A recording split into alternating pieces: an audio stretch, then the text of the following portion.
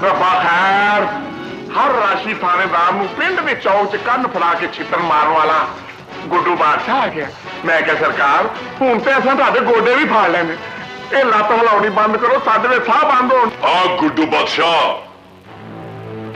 Inspector रांझे ने तेरी उड़ी एक गल ते दस थानेदारा,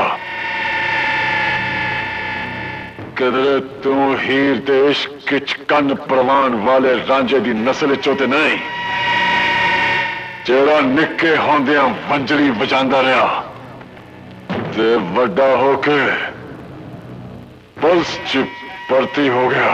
जो मर्जी आख, तेरा खोटा भी करा, तेरा सत्ता मियां दा 100 गुड्डू बादशाह।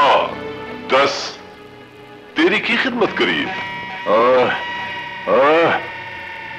जवाई सारे घर नहीं आया जेड़ा तू तेगा चलाएगा।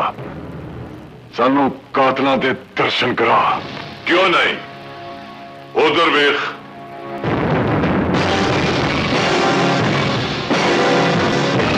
और मार दिया रांझिया, इन्हों ठोक बचा के वेख लिया ना,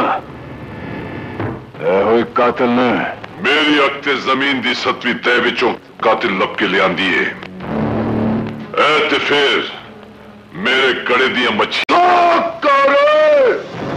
असा अपनिया गिरफ्तारियां आप पाइया ने, ऐसी कोई ललियां ने बाल नहीं।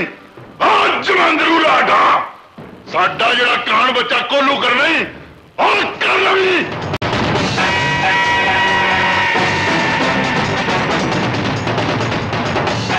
और रांझिया, लगता तेरी इन्हां नाल कोई गूढ़ी रिश्तेदारी है, जेड़ियां खोतियां थाने जाके शेर हो गई ने।